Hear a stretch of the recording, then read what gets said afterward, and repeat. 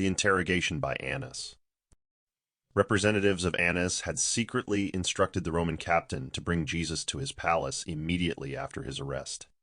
The former high priest wanted to maintain his prestige as the highest spiritual authority of the Jews. Annas knew that a court had already been formed, consisting of members of the Sanhedrin, and that they were waiting in the palace of his son-in-law Caiaphas. About 30 members of the Sanhedrin had gathered at the high priest's house around midnight so that the trial could begin as soon as Jesus was brought in. However, he was opposed to this hasty action because it was against Jewish law to open a new session before the morning offering in the temple had taken place. Jesus spent about 3 hours in Annas's palace, where he was held in custody. The Apostle John was completely free and safe in the palace of Annas, not only because of the Roman captain's order, but also because he was a cousin of the former high priest. His mother was a sister of Annas. The former high priest Annas was the man with the greatest personal power within the entire Jewish community. He had become immensely wealthy, mainly from temple revenues. His palace was on the top of the Mount of Olives, with a magnificent view of Jerusalem. After stepping down as high priest, he had maneuvered so that his son-in-law Caiaphas took over the position.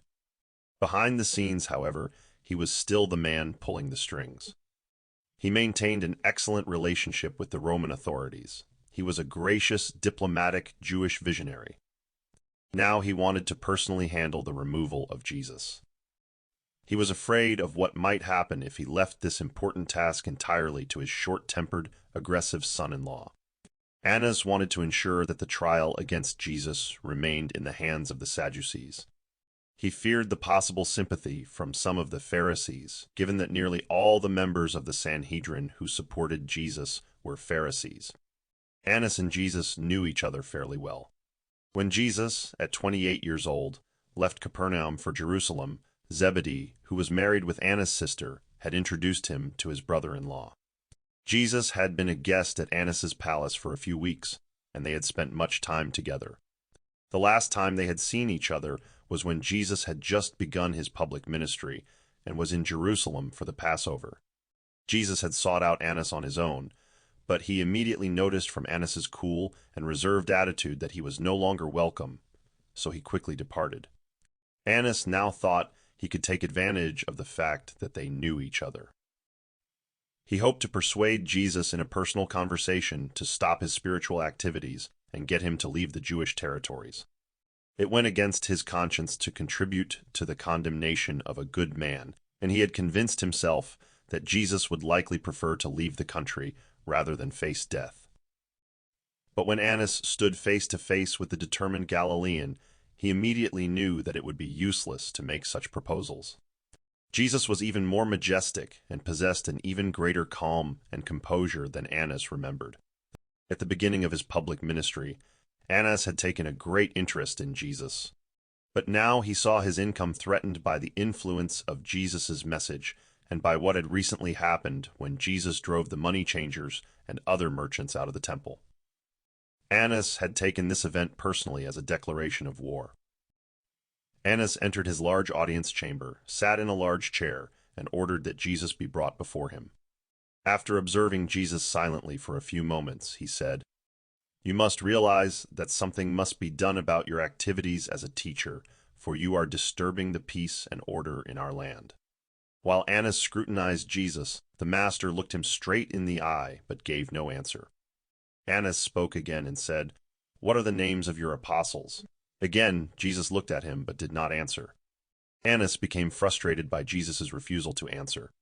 So much so that he said to him, "Can't you show the decency to answer me? Do you realize that the power I have can determine the outcome of your trial?" When Jesus heard these words, he said, "Annas, do you know that you would have no power over me unless my Father permitted it? Some want to put the Son of Man to death because they are ignorant. They know no better, but you know what you are doing. How can you reject the light of God?" The confrontational way in which Jesus spoke to Annas nearly threw him off balance. However, he had already decided that Jesus must either leave the Jewish land or die. He composed himself and asked, "What exactly is it that you want to teach the people? And who do you claim to be?" Jesus answered, "You know very well that I have spoken openly to the world. I have taught in the synagogues and many times in the temple, where all the Jews and many non-Jews have heard me. I have said nothing in secret. Why do you ask me about my teachings? Why don't you question the people who have heard me? See, all of Jerusalem has heard what I have spoken, even though you have not listened to my teachings yourself." But before Annas could respond, the head servant who was standing nearby suddenly struck Jesus hard in the face and shouted, "How dare you answer the high priest in such a manner?" Annas did not rebuke his servant, but Jesus turned to him and said, "Friend, if I have spoken something wrong, tell me what is wrong, but if I have spoken the truth, why do you strike me?" Although Annas regretted in his heart that his servant had struck Jesus, he was too proud to acknowledge this matter. In his confusion, he went to another room and left Jesus alone with the household servants and temple guards for nearly an hour.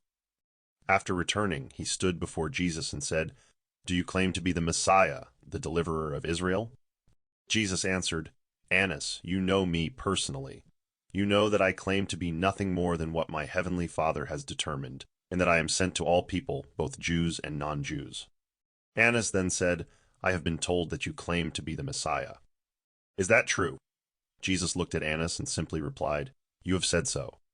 Around this time, messengers from Caiaphas's palace arrived to inquire about when Jesus would be brought before the court of the Sanhedrin. Since dawn was approaching, Annas thought it best to send Jesus, bound and under the guard of the temple soldiers, to Caiaphas. Shortly thereafter, he followed.